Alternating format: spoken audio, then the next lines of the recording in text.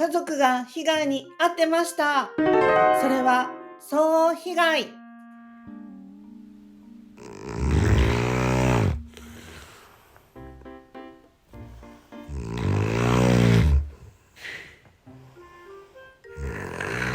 これ私のいびきやねん。家族からみんなからやばいって聞いてたんやけど、マジやばすぎるよな。このいびきの正体は重症の無呼吸症候群やってんか。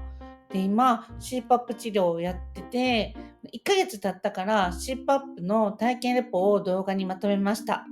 自分のいびきとか家族のいびきが心配な人、見に来てなー。